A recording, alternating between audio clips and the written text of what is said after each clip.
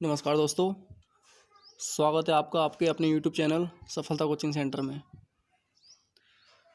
देखिए, आज का हमारा टॉपिक है नंबर सिस्टम। नंबर सिस्टम मतलब संख्या पद्धति। तो देखिए, संख्या पद्धति में इसमें क्या है कि हमें संख्याओं के बारे में पता होना चाहिए। कौन कौन सी संख्याएं होती हैं, कितने प्रकार की संख्याएं होती हैं और कौन सी संख्या क्या होती है, सम संख्याएं क्या होती हैं या फिर विषम संख्याएं क्या होती हैं। तो देखिए, सबसे पहली बात आती है इसमें पूर्ण संख्याएं। तो पूर्ण संख्याएं क्या होती हैं?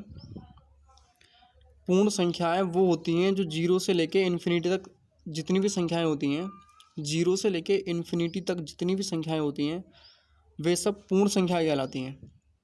ठीक। नंबर 2, सम संख्याएं। सम संख्याएं क्या होती हैं? जैसे कि आप सबको पता है कि सम संख्याएं वह संख्याएं होती हैं जो दो से विभाजित हो जाएं, यानी कि दो से कट सकें। वह संख्याएं जो दो से कट सकें वह सम संख्याएं कहलाती हैं। जैसे कि 2, 4 हो गया, 6 हो गया, 8 हो गया। 4 है, ये भी दो से विभाजित हो सकता है। 6 है, ये भी दो से विभाजित हो सकता है। 8 है, ये भी दो से विभाजित हो सकता है। मतलब इस प्रकार की जितनी भी संख्याएं होती हैं वो सब सम संख्याएं कहलाती हैं। जो संख्याएं दो से विभाजित हो जाएं वो सम संख्याएं कहलाती हैं। उसके बाद तीसरे नंबर पे आपकी विषम संख्याएं। तो देखिए, विषम संख्याएं जो होती हैं वो होती हैं आपकी जो दो से विभाजित ना हो। जो संख्याएं दो से विभाजित ना हो वो विषम संख्याएं कहलाती हैं। जैसे कि एक विषम संख्या है, ये दो से नहीं कटेगी। नंबर 3, ये भी विषम संख्या है, ये भी दो से नहीं कटेगी। 5 हो गया, ये भी विषम संख्या है, और डॉट इन्फिनिटी तक। नंबर 4 पे आती हैं आपकी भाज्य संख्याएं।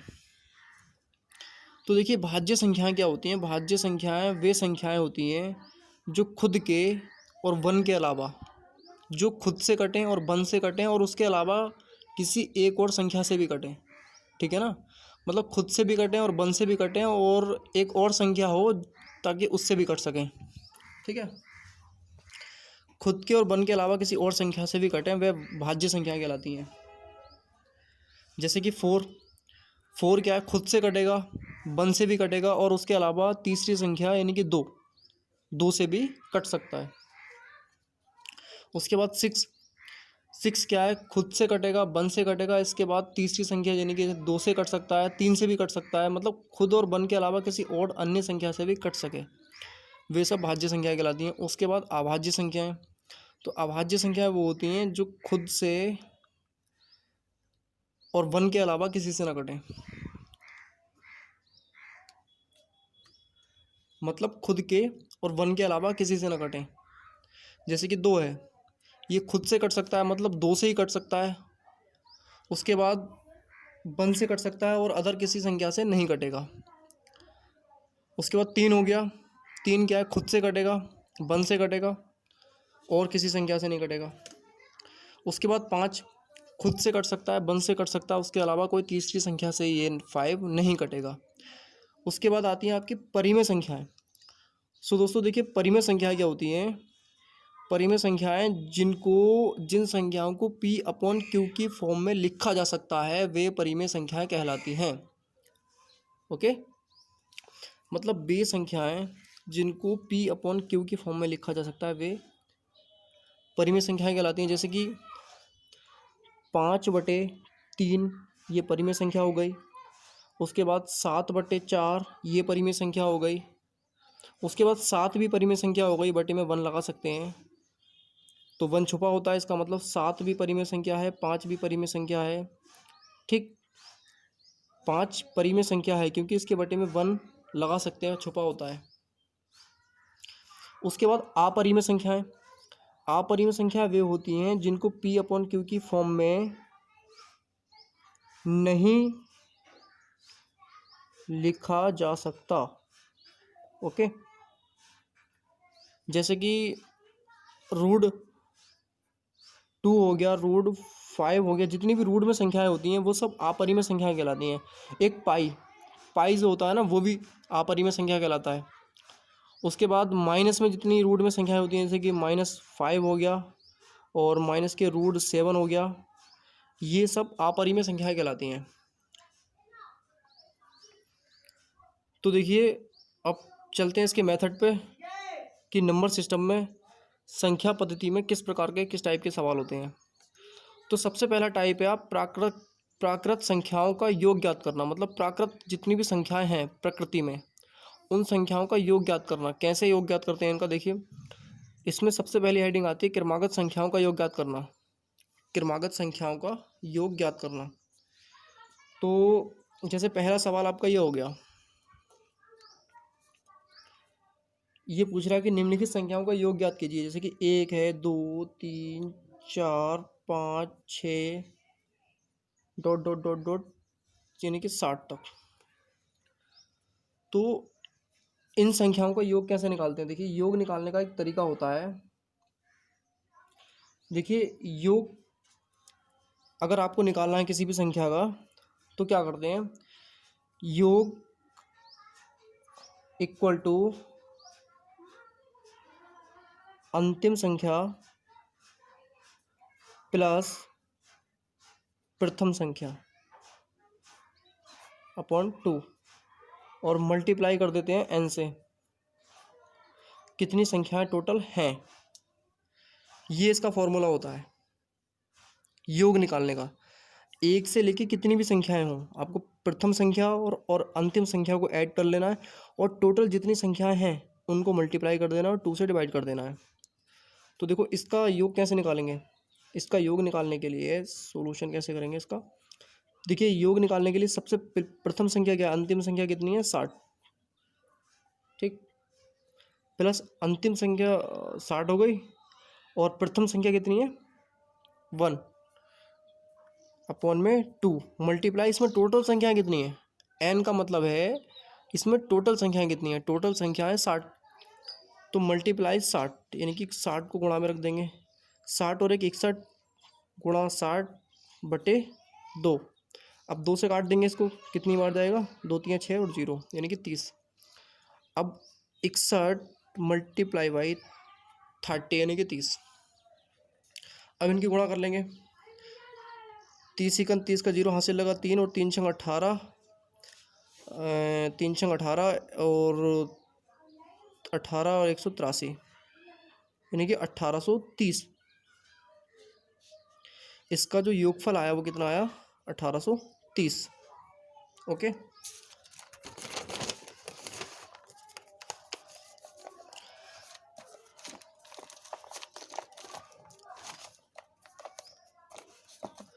अब देखिए दूसरा जो क्वेश्चन है वो है 21, 22, 23, 24 डॉट डॉट डॉट 75 यानी कि 75। तो देखिए इनका योग निकालना है। इनका योग निकालने के लिए भाई सेम प्रोसेस, सॉल्यूशन कैसे करेंगे, योग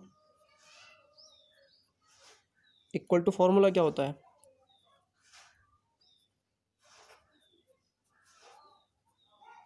अंतिम संख्या प्लस प्रथम संख्या मल्टीप्लाई बाई n अपॉन 2। अब अंतिम संख्या इसमें कितनी है 75 प्लस प्रथम संख्या कितनी है 21 अपॉन 2 और मल्टीप्लाई बाई n। टोटल संख्या कितनी है, टोटल संख्याएं कितनी होंगी, देखिए टोटल संख्याएं निकालने के लिए आपका फॉर्मूला होता है अंतिम संख्या माइनस प्रथम संख्या अपॉन में सार्वधातर। तो देखिए सार्वधातर जो संख्याएं हैं टोटल वो कैसे निकालते हैं पता है आपको। देखिए संख्या निकालने के लिए क्या करते हैं आप, यानी कि संख्याएं मान लो n है, n इक्वल टू आपका फॉर्मूला होगा अंतिम संख्या माइनस प्रथम संख्या बटे सार्वधातर और मल्टीप्लाई प्लस 1, ठीक। तो देखिए अंतिम संख्या इसमें कितनी है 75 माइनस प्रथम संख्या कितनी है 21, सार्वधातर कितना है इनका, सार्वधातर है आपका 22 में से 21 घटा दो यानी कि 1, इनका सार्वधातर कितना है 1, तो सार्वधातर कितना आ जाएगा 1 प्लस 1 अब n इक्वल टू 75 में से 20 बन जाएंगे, 5 में से 1 गया 4 और 7 में से 2 गए तो 5, 54 प्लस 1 यानी कि कितना आ जाएगा 55। इनमें टोटल संख्याएं जो होंगी वो 55 होंगी। कितनी होंगी? 55। तो n की जगह कितने रख देंगे हम? 55। ठीक। अब देखिए इसके बाद इसके आगे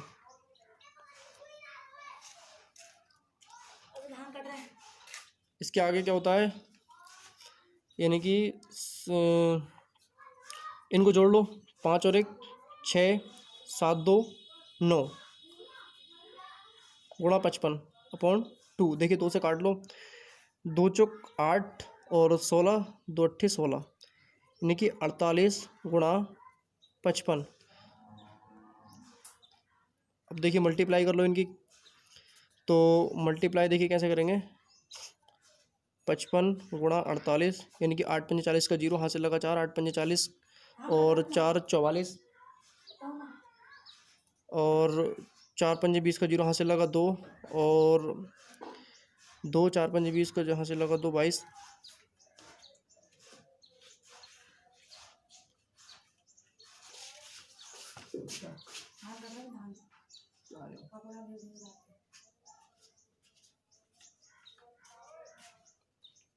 हाँ तो देखिए कितना हो गया, 0 4 6 2 कितना आ गया 2640। मतलब इसका जो योग आया वो कितना आया 2640। ओके। उसके बाद सवाल नंबर 3, तीसरे सवाल में क्या कह रहा है, 2 4 6 8 10 60। तो इसका योग निकालने के लिए देखिए कैसे करेंगे। सबसे पहली बात तो हम निकालेंगे इसमें n, टोटल संख्या कितनी है। n का मतलब लास्ट वाली संख्या में से पहली वाली संख्या घटा लेंगे और इनका सार्वधातुक रख लेंगे, कितना है 2 और प्लस 1। तो 60 में से 2 का 58 बटे 2 प्लस 1, 2 से काट लो तो 2 दूनी 4 और 2 में 18, 29 प्लस 1 इक्वल टू 30 यानी कि टोटल संख्या इसमें कितनी है 30, यानी कि n का मान तो इसमें 30 आ गया। ठीक। उसके बाद देखिए अब निकालना है हमें योग। योग इक्वल टू क्या होता है, आपको फॉर्मूला याद होगा, अंतिम संख्या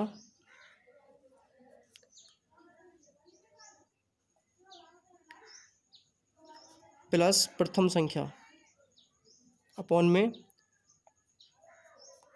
2 मल्टीप्लाई बाई n।